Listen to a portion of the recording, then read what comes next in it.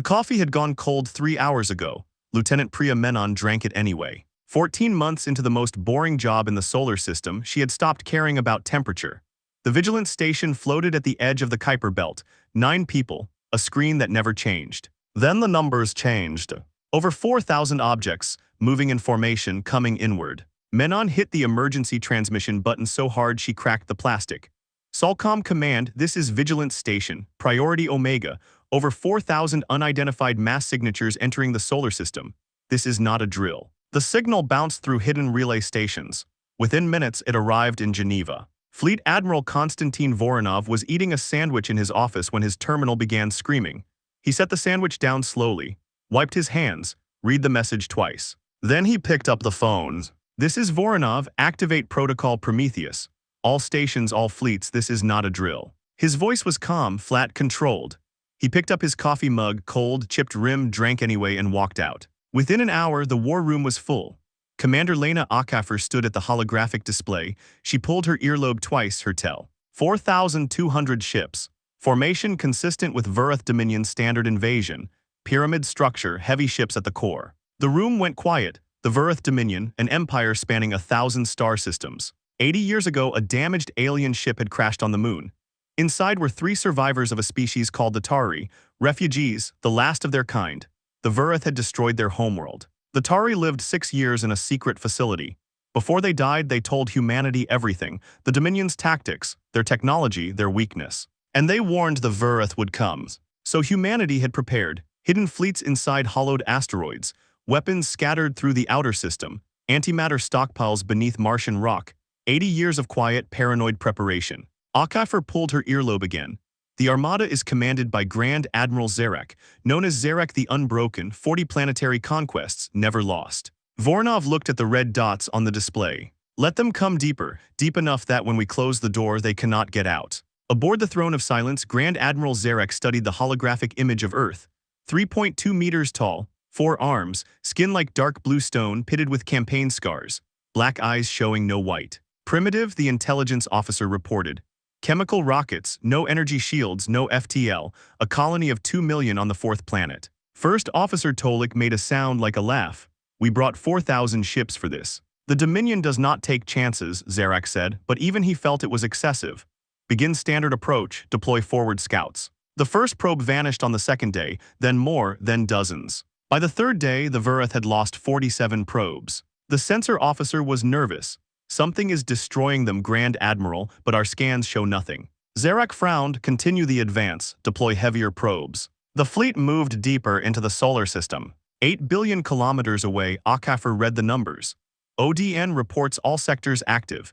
Enemy probe neutralization at 94%. They don't see us, they don't see any of it. The torpedo swarms, Voronov asked. All 14 packages on intercept trajectories. First contact in 9 hours. The torpedo swarms had been launched years ago, fired on slow, cold trajectories, waiting for a fleet to pass close enough. No engines, no heat signature, invisible. The first swarm struck at 3:47 hours, 31 Verith ships destroyed in the first wave, then 44 more. Then 58.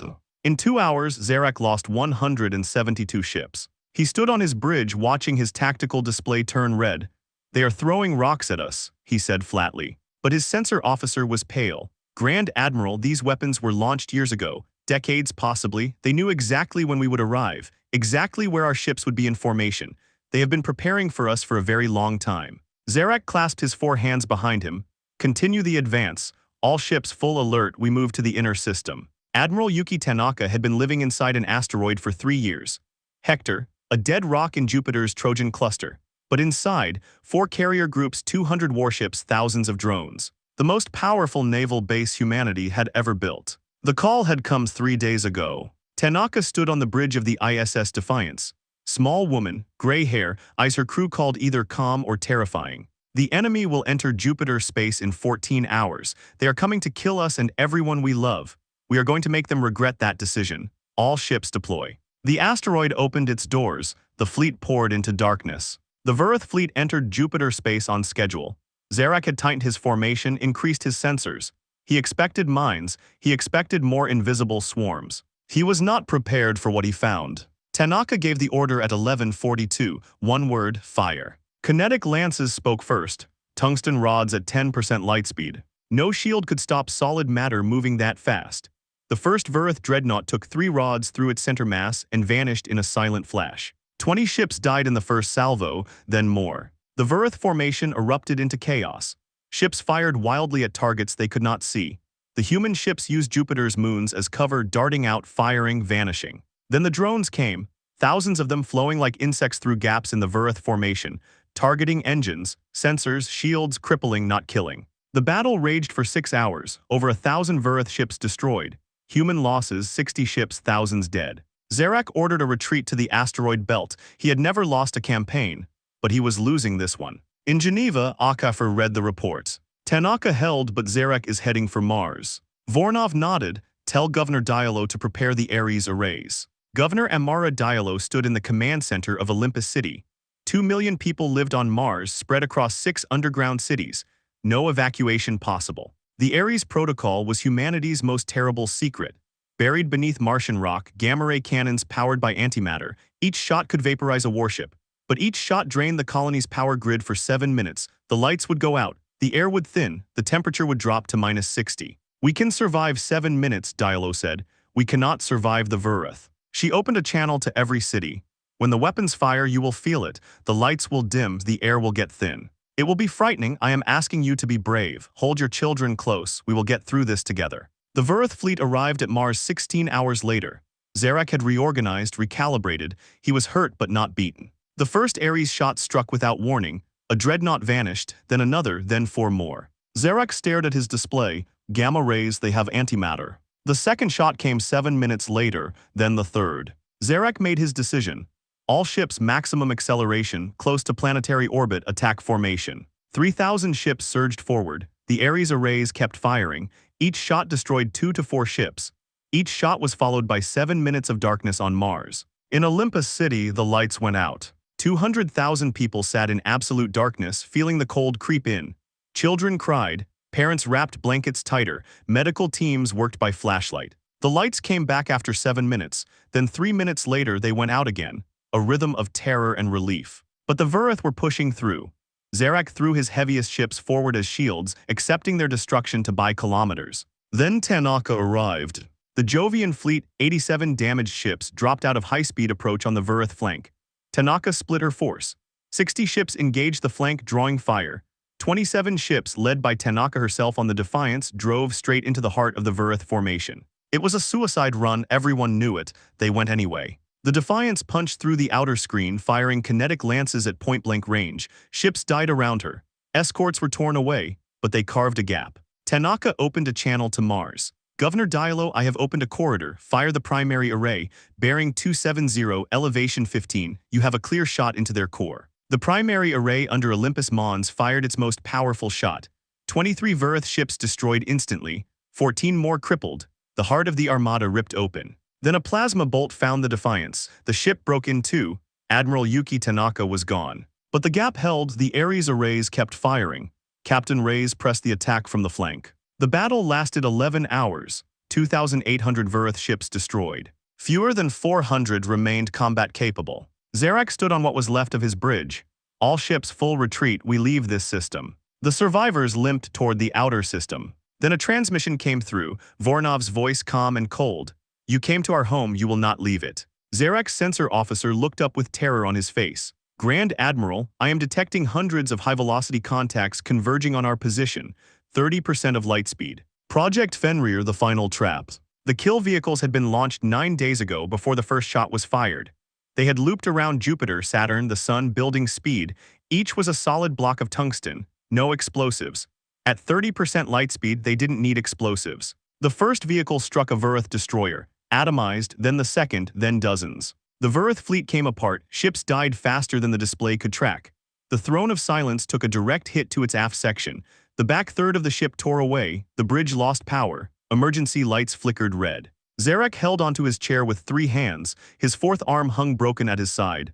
How many ships remain? A whisper, fewer than 50, Grand Admiral. Zarak opened a channel to Dominion High Command, his final message. The invasion fleet has been destroyed. The humans possess capabilities that exceed our own.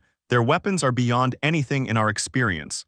Their will to fight is absolute. The ship groaned. The reactor was failing. Do not send another fleet. Do not send reinforcements. The humans are not prey. They were never prey. We made the oldest mistake. We assumed because a species had not left its system, it was weak. He leaned forward. Do not come here. They were never prey. We were. The reactor failed. The throne of silence broke apart in a silent explosion. Grand Admiral Zarek the Unbroken died in the dark between worlds. 6 months later, the world was different. The war had lasted less than 2 weeks. The cost was terrible, thousands dead, 60 ships lost, Mars scarred, but humanity was alive. Voronov stood before the United Nations General Assembly. He was old and tired. He spoke of Tanaka, of the Defiance's crew, of the Mars colonists who sat in the dark while the sky burned above them, of Lieutenant Menon who saw the enemy first. We have intercepted Vurath communications. The message their commander sent before his death is spreading not just within the Dominion but beyond it. Other species have heard what happened here. They are beginning to resist. He placed his hands on the podium. We have a choice. We can seal our borders, build our defenses higher, be safe and alone, or we can reach out. We can find the species the Vurath crushed.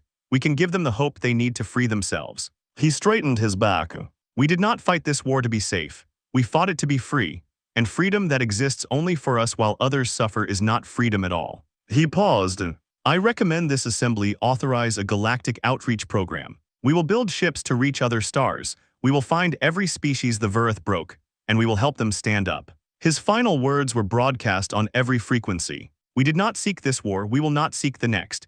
But let every empire, every dominion, every throne that looks upon the stars and sees only subjects hear this. Earth is not alone in its defiance. We remember every species you broke. We are coming not as conquerors but as liberators, and we do not stop. The vote was close, it passed. On Mars, Governor Diallo lit a memorial flame on Olympus Mons. A fusion cell would burn for 1,000 years. The plaque read, "For Yuki Tanaka and all who held the line, Mars remembers." Voronov returned to his office. The coffee mug was still on his desk, unwashed, chipped. He rinsed it, poured hot coffee for the first time since the invasion. The chip on the rim caught his lip, the same chip, the same catch. The coffee was hot, it tasted like survival. 17 light-years away, in a warren beneath a world called Morith, small beings with large eyes gathered around a crude radio receiver. The signal was weak, distorted, translated through 3 alien languages. But the words were clear. We are coming not as conquerors but as liberators, and we do not stop. One of the Morith turned to the others. Play it again, they whispered. The receiver crackled, and somewhere in the dark between worlds, a cage that had held the galaxy for 10,000 years began to show its first crack. Governor Amara Diallo had never wanted to be a wartime leader. She was an engineer by training, a builder by nature. She had come to Mars 20 years ago as part of the third colonial wave, when the underground cities were still being carved from the red rock.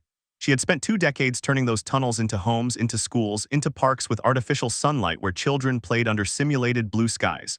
She had become governor because people trusted her to keep building, to keep making Mars a better place to live. Now she was standing in the emergency command center of Olympus City, looking at a tactical display that showed 3,000 alien warships heading straight for her planet. How long, she asked. Colonel James Park, the military commander of the Mars garrison, checked his terminal. At current speed, the Vurath fleet will reach Mars orbital space in approximately 19 hours. 19 hours. Diallo looked at the display and did the math she had been avoiding. 2 million people lived on Mars, spread across 6 underground cities. There was no way to evacuate them. There was nowhere to go. The transport ships that connected Mars to Earth were fast, but not fast enough to outrun a Vurath warship. If the enemy reached Mars, there was no running. The Ares Protocol, she said. It was not a question. She had been briefed on it when she became governor. She had never truly believed it would be used. It had seemed like an abstraction, a nightmare scenario locked away in classified files. Yes, Governor, Solcom has authorized full activation. The weapon systems are powering up now. Diallo closed her eyes for a moment. The Ares Protocol was humanity's most terrible secret. Buried beneath the surface of Mars, hidden under Olympus Mons and the Tharsis Plateau and half a dozen other locations, were the largest weapons ever constructed by human hands. Directed energy arrays. Massive installations that focused gamma radiation into concentrated beams powerful enough to vaporize a warship at a distance of millions of kilometers. Powered by antimatter. Humanity had been producing and stockpiling antimatter for 50 years, microgram by painstaking microgram. The total stockpile was small by weight, barely a few grams, but the energy contained in those few grams was staggering. Each firing cycle consumed a portion of the stockpile and converted it into a beam of pure destruction that nothing in the known galaxy could withstand. But But the weapons had a cost. They were huge. They drew enormous amounts of power. Every time the arrays fired, they would drain the power grid that kept the underground cities alive. Life support would falter. Air recyclers would stall. Heating systems would fail for minutes at a time. Between each shot, 2 million people would be sitting in the cold and the dark, breathing air that was slowly running out. Diallo opened her eyes. How long between shots? Approximately 7 minutes for the primary arrays to recharge. During that window, we will need to manage power carefully. I recommend cycling life support systems across the cities in sequence, so no single city goes completely dark. 7 minutes. Diallo thought of the children in the schools, the elderly in the medical centers, the families in their homes. 7 minutes without heat on a planet where the surface temperature was minus 60 degrees. 7 minutes without air recycling in sealed underground tunnels. We can survive 7 minutes, she said. We cannot survive the Vurath. She turned to her communications officer. Open a channel to all cities. I want to speak to everyone. 5 minutes later, her voice filled every tunnel, every home, every corridor on Mars. This is Governor Diallo. By now, many of you have heard the reports. An alien fleet is approaching Mars. I will not lie to you about the danger. It is real. It is serious. She paused. But I want you to know that we are not undefended.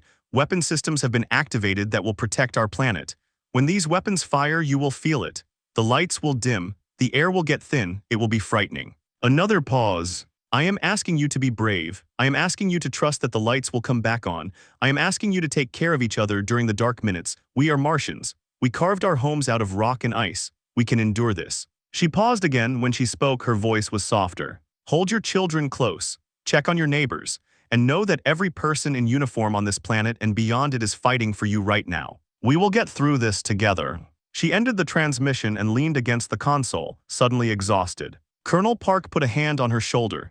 That was good, Governor. They needed to hear that. I needed to say it, she replied. The Vurath fleet arrived at Mars 16 hours later. Zarek had used the transit time well. He had reorganized his fleet, distributed damaged ships into support roles, placed his strongest remaining dreadnoughts at the front of the formation. He had analyzed the battle at Jupiter and developed countermeasures.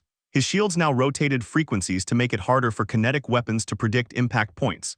His point defense systems had been recalibrated to better detect high-velocity projectiles. He was hurt, but he was not beaten, and he was determined to make the humans pay for what they had done to his fleet. He studied Mars on his display. A small, red, dusty world, thin atmosphere, underground cities, 2 million inhabitants. We will approach in standard siege formation, he told his officers. If they have weapons on the surface, they will reveal them when we come within range. We absorb the first volley with our forward screen, identify the weapon positions and destroy them with concentrated fire. Then we take the planet. His officers acknowledged. The fleet moved into siege formation, a broad, layered approach with expendable ships at the front and heavy capital ships behind. It was a formation designed to absorb punishment and then deliver overwhelming force. They came within range of Mars at 8:17 hours. The first shot from the Ares array struck without warning. There was no missile to track, no projectile to see. One moment the Vurath Dreadnought Steel Mandate was sailing at the front of the formation with full shields and combat readiness. The next moment it ceased to exist. The gamma ray burst hit with an energy density that overwhelmed its shields in microseconds and vaporized the hull in milliseconds. The ship did not explode. It simply vanished, replaced by a rapidly expanding cloud of plasma. The ship next to it was caught in the edge of the beam and broke apart, its hull melting like wax. A third ship, slightly farther away, survived but was so badly damaged that it tumbled out of formation, dead and dark. On the bridge of the Throne of Silence, the tactical display flashed red. 3 ships gone in an instant. Zarak stared at the data, trying to understand what he was seeing. Report what hit them. Directed energy weapon, Grand Admiral, gamma ray spectrum. Origin point is the surface of Mars. The weapon is incredibly powerful. Our shields had no measurable effect. Gamma rays, Zarak knew the physics, the most energetic form of light in the universe. A weapon that could focus gamma rays into a coherent beam would be devastating against any target. But the energy required to produce such a beam at this range was enormous, far beyond what a primitive species should be able to generate. They have antimatter, he said quietly. It was the only explanation. Only matter-antimatter reactions could produce enough energy to power a weapon like that. How is that possible? Tolik demanded. Our intelligence said they had no advanced energy production. Our intelligence was wrong, Zarak replied, as it has been wrong about everything else concerning this species. The second shot came 7 minutes later. Another dreadnought vaporized, 2 escorts gutted by the beam's edge. The Vurath formation shuddered. Zarak made his decision quickly. Sitting still and absorbing these shots was death. He had to close the distance, get his fleet close enough to Mars that the surface weapons could not fire without risking their own planet. And he had to do it fast before those weapons chewed his fleet to pieces. All ships maximum acceleration, close to planetary orbit, attack formation. 3,000 ships surged forward. The Ares arrays fired again, and again, and again, each shot destroyed or crippled 2 to 4 ships. Each shot was followed by 7 minutes of silence as the arrays recharged. Zarak timed the intervals perfectly. He drove his fleet forward in the gaps between shots, accepting losses but closing the distance with every cycle. On Mars, the lights went out. In Olympus City, the first power cycle hit like a physical blow. The lights died. The air recyclers stopped. The background hum that every Martian lived with, the constant sound of machines keeping them alive, went silent. 200,000 people sat in absolute darkness and felt the cold begin to creep in. Diallo stood in the emergency command center, lit only by battery-powered emergency lamps. She watched the clock, 1 minute, 2, 3. The temperature was already dropping. She could see her breath. Governor, the primary array has fired. Recharge cycle beginning. Power restoration in 4 minutes. 4 minutes, an eternity in the dark. Diallo could hear sounds from the corridors outside. Crying, voices calling out, a child screaming for her mother. All cities report, she asked. Meridian City is on backup generators. Valley's hub has switched to emergency air reserves. All cities are functional, but it is not pleasant. It is not supposed to be pleasant. It is supposed to keep us alive. The lights came back on after 7 minutes. The air recyclers hummed back to life. People gasped in relief. Then 3 minutes later, the arrays fired again, and the lights went out again. It went on like this for hours. Fire, darkness, cold, silence, then light and air again for a few minutes. Then darkness again. A rhythm of terror and relief that wore on the nerves of every person on Mars. In the shelters, people held each other.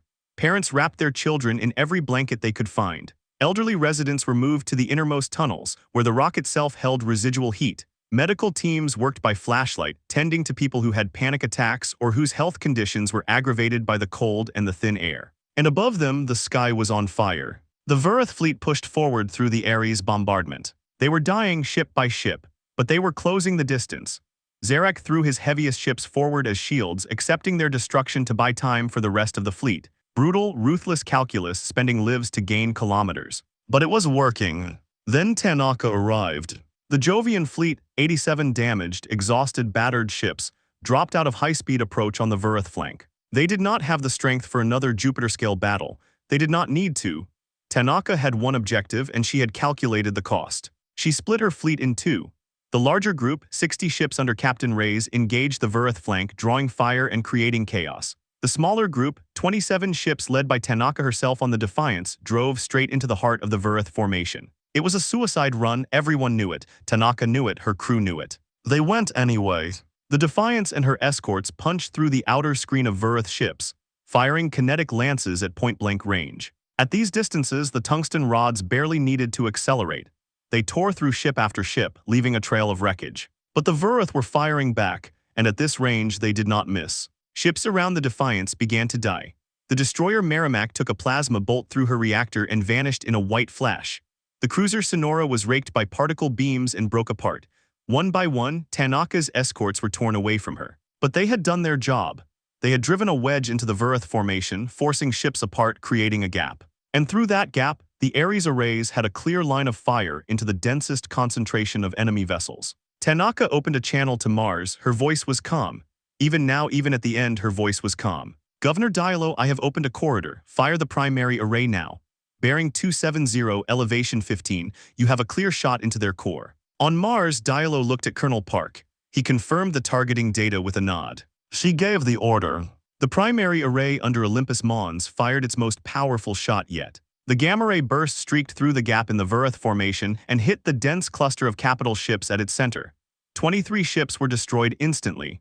14 more were crippled. The heart of the Varith armada was ripped open like a wound. On the throne of silence, Zarak watched his tactical display with the expression of a man watching his own funeral. The center of his formation was gone, nearly 40 ships destroyed in a single shot. The flanking attack was still tearing at his edges. His fleet was disintegrating around him. Grand Admiral, we must withdraw, Tolik said. His voice was urgent, almost pleading. If we remain, we will lose everything. Zarak did not answer immediately. He was watching one ship on his display, a small human vessel, badly damaged, surrounded by Verith warships. Still fighting. It was the Defiance, Tanaka's ship. The Defiance was dying. Her shields were gone, her hull was breached in a dozen places, half her crew was dead, but her remaining kinetic lance was still firing, still killing, still spitting tungsten rods into every Verith ship within range. Then a Verith dreadnought turned its main weapon on the Defiance. The plasma bolt hit the human flagship amidships. The ship broke in two. The forward section tumbled burning, the aft section exploded. Admiral Yuki Tanaka, along with 314 members of her crew, was gone. But she had won. The gap she had torn in the Verith formation could not be closed. The Ares arrays kept firing through it shot after shot, each one carving deeper into the enemy fleet. Captain Reyes took command of the surviving human ships and pressed the attack from the flank, keeping the Verith disorganized and unable to reform. The battle lasted 11 hours from first contact to last shot. When it finally ended, the space between Mars and the asteroid belt was a graveyard. 2,800 Verith warships had been destroyed over the course of the entire battle, from the first Ares shot to the last drone strike. The red planet floated in a sea of twisted metal and cooling debris. Zarak's flagship survived barely. The Throne of Silence had taken multiple hits. Entire sections of the ship were open to space. Fewer than 400 Verith ships remained combat-capable. 400 out of 4,200. Zarak stood on what was left of his bridge and looked at the remains of his armada. The greatest fleet ever assembled by the Verith Dominion, the fleet that was supposed to crush a primitive species in a matter of hours, was destroyed. His first officer spoke from behind him. "Grand Admiral, what are your orders?" Zarak stared at the red planet that had broken his fleet. He whispered words that no Verith Grand Admiral had ever spoken. "What are they?" He shook himself, straightened his back, clasped his four hands behind him, though one of them was broken and hung at a wrong angle. "All ships full retreat, maximum speed, we leave this system." The surviving ships began to turn. Damaged engines fired. The remnants of the mightiest armada in Verith history limped toward the outer system, heading for the edge of the solar system where they could engage their faster-than-light drives and flee. Then a transmission came through, not a weapon, not a threat. A voice, calm and cold, translated into Verith and broadcast on every frequency. "This is Fleet Admiral Konstantin Voronov of the United Nations Solar Defense Command, speaking to the commander of the Verith invasion fleet." Zarak listened. "You came to our homes, you will not leave it." The transmission ended. The bridge was silent. Tolik looked at Zarak. "Grand Admiral, what does he mean?" Zarak did not answer. He was staring at his sensors, at the space ahead of them, the space between Mars and the outer system, the space they needed to cross to escape. His sensor officer looked up from his console, with an expression that Zarak had never seen on a Verith face before. It was terror. "Grand Admiral, I am detecting multiple high-velocity contacts on intercept trajectories from multiple vectors. Hundreds of contacts. They are moving at approximately 30% of light speed. They are converging on our position." Zarak closed his eyes. The kill vehicles had been launched 9 days ago. Nobody in the Verith fleet knew that. Nobody on Earth talked about it, except in the most classified rooms in the most secure buildings on the planet. Project Fenrir was humanity's final insurance policy, the last line of defense, the weapon that was never supposed to be needed but was built anyway because humans had learned a long time ago that hope was not a strategy. The concept was simple, the execution was anything but. Massive unmanned projectiles, each one the size of a bus, had been placed in orbits throughout the solar system years in advance. When the invasion alert sounded, they were given their orders and fired their engines not toward the enemy but away from them, looping outward on long, curving trajectories that used the gravity of planets and moons to slingshot them to tremendous speed. They swung around Jupiter. They curved past Saturn. They dove toward the Sun and used its gravity to whip them back outward. Each loop added speed. Each pass brought them closer to their final trajectory. By the time the Verith fleet was retreating from Mars, the Fenrir vehicles had been accelerating for over a week. They were now moving at 30% of the speed of light. They were converging on the fleeing armada from 7 different directions. At that speed, they could not be dodged. They could not be shot down. They could barely be detected. Each vehicle was a solid block of tungsten and depleted uranium. No explosives, no warheads, no electronics beyond a simple guidance chip that would burn out from its own friction with the thin interplanetary medium long before impact. They did not need explosives. At 30% of light speed, the kinetic energy of each impact was equivalent to a small nuclear weapon. And there were hundreds of them. The first Fenrir vehicle arrived at 14:23 hours. It struck a Verith destroyer on the port flank at 90,000 kilometers per second. The kinetic energy released was beyond anything the ship's designers had ever imagined. The destroyer did not explode. It was atomized. The impact converted the entire mass of the vehicle and a significant portion of the ship into plasma and radiation. The blast wave expanded outward and damaged two nearby vessels, cracking their hulls and sending them tumbling. Then the second vehicle hit. Then the third. Then dozens at once, coming from different angles, crossing the formation in streaks of light that were visible for only a fraction of a second before they struck. The Warfleet came apart. Ships died so fast that the tactical display could not update quickly enough to track them. Red dots vanished by the dozens, then by the scores. Explosions overlapped, creating chain reactions as debris from destroyed ships struck their neighbors. The formation, already loose and ragged from the retreat, dissolved into chaos. Ships scattered in all directions, trying desperately to evade the rain of death falling on them from every part of the sky. There was no hiding from it.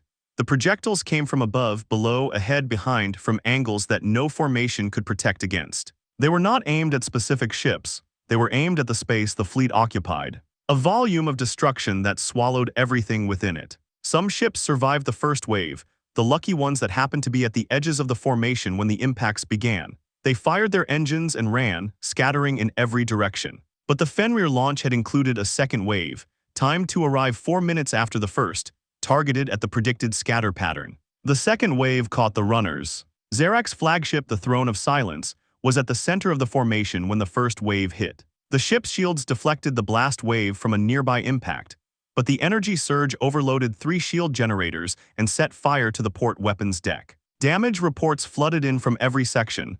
The ship was dying, but it was still there. Then a Fenrir vehicle struck the Throne of Silence directly. It hit the aft section where the main engines were housed. The impact tore the back third of the ship away and sent the remaining hull spinning. The bridge lost power. Emergency lights flickered on, painting everything in a dim red glow. Gravity generators failed, and everyone on the bridge was suddenly floating, grabbing at consoles and railings to keep from drifting. Zarak held onto his command chair with 3 hands. His fourth arm, the broken one, hung useless at his side.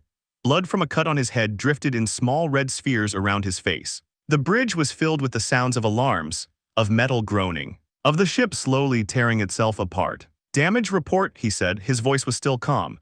Even now, even at the end, his voice was calm. "Engines are gone, Grand Admiral. Reactor is failing. Hull integrity at 12%. We have no weapons, no shields, no propulsion. Life support will fail in approximately 20 minutes. Zarak nodded. He looked around the bridge one more time. Tolik was there, strapped into his station, alive but bleeding. The sensor officer was unconscious, floating limply near the ceiling. Several officers were dead, killed by flying debris or explosive decompression. "How many ships remain?" Zarak asked. A long silence. Then the communications officer, working from a backup console, answered in a voice barely above a whisper. "Grand Admiral, I am detecting fewer than 50 Vurith ships still transmitting. Most appear heavily damaged. I cannot confirm combat capability for any of them. 50 out of 4,200. Zarak closed his eyes. He opened them and looked at the communications officer. "Is the long-range transmitter functional?" "I can try to route through the backup array, Grand Admiral. It may work." "Do it. I have a final message for High Command." It took several minutes. The ship groaned and shuddered around them. A section of the outer hull detached and spun away into space. The temperature on the bridge was dropping. Zarak could see his breath forming crystals in the air. The communications officer looked up. "Channel open, Grand Admiral. Signal is weak, but it should reach Dominion relay stations." Zarak pulled himself into a proper position, straightened his back despite the pain, faced the communications array as though he were standing before the Dominion Council itself. When he spoke, his voice was clear. "This is Grand Admiral Zarak, commanding the Throne of Silence. This message is for Dominion High Command, priority absolute." He paused. "The invasion fleet has been destroyed. Of 4,200 warships, fewer than 50 remain, all critically damaged. The target species, designated human, possesses military capabilities that exceed our own in every measurable category. Their weapons are beyond anything in the Dominion's experience. Their tactics are adaptive, creative, and ruthless. Their will to fight is absolute." The ship shuddered. Something deep in the hull gave way with a metallic scream. "I have made errors of judgment in this campaign. I underestimated the enemy. I relied on intelligence that was catastrophically wrong, but I do not believe any commander could have achieved a different result. The humans were prepared for us. They have been preparing for decades. They knew we were coming, and they built weapons specifically designed to destroy us." The lights on the bridge flickered. Emergency power was failing. My final recommendation to High Command is this. Do not send another fleet, do not send reinforcements, do not attempt to avenge this defeat. The humans are not prey, they were never prey. We made the oldest mistake in warfare. We assumed that because a species had not ventured beyond its own system, it was weak. We were wrong. The ship lurched. Tolik called out that the reactor containment was about to fail. They had minutes, perhaps less. Zarak leaned forward.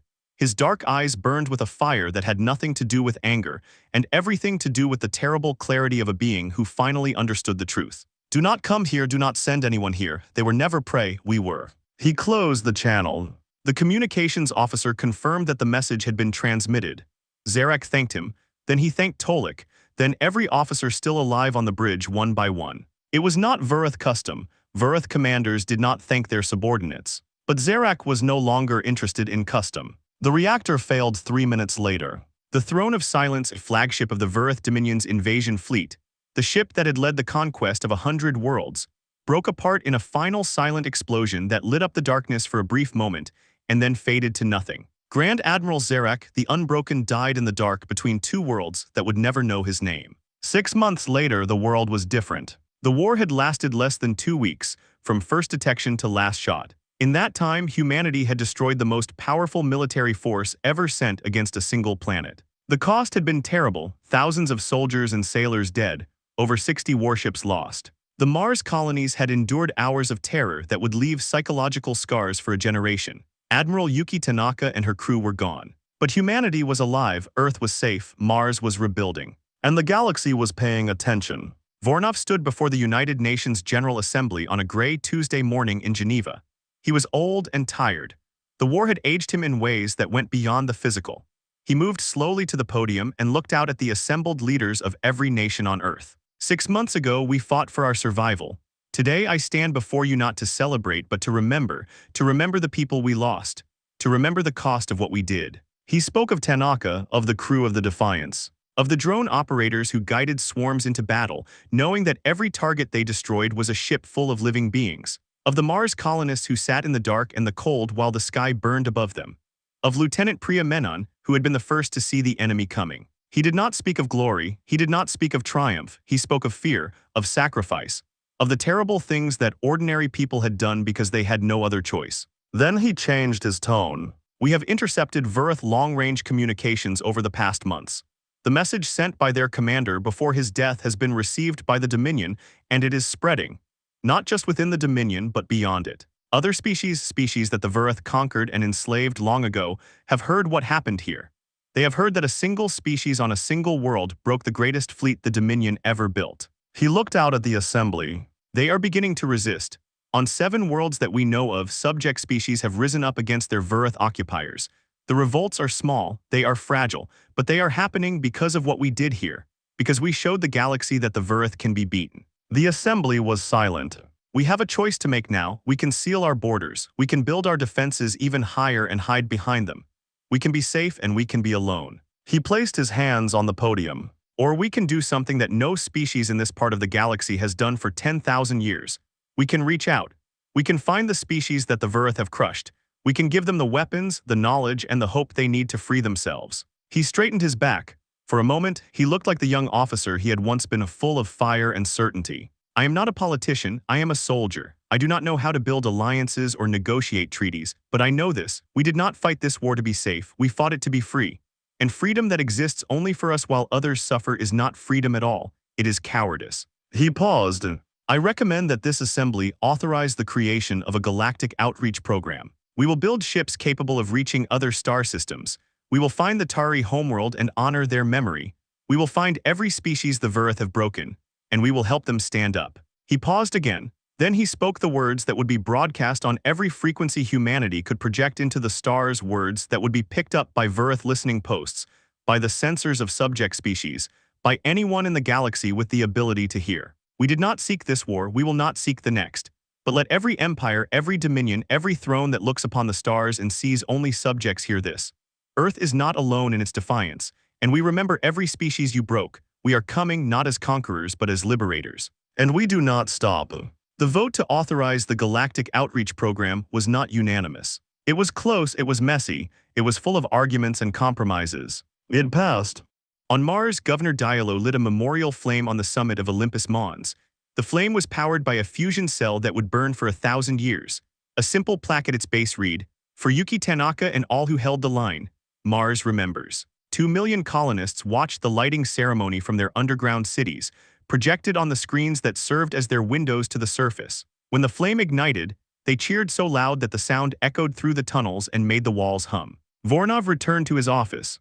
The coffee mug was still on his desk, still unwashed, still chipped. He had not touched it in 6 months. He picked it up, rinsed it, poured hot coffee into it for the first time since the invasion. He lifted the mug. The chip on the rim caught his lip, the same chip, the same catch. The coffee was hot, it tasted like survival. 17 light-years away, in a small warren beneath the surface of a world called Morith, a group of small, quiet beings with large eyes gathered around a crude radio receiver. They had built it in secret from stolen parts over many years.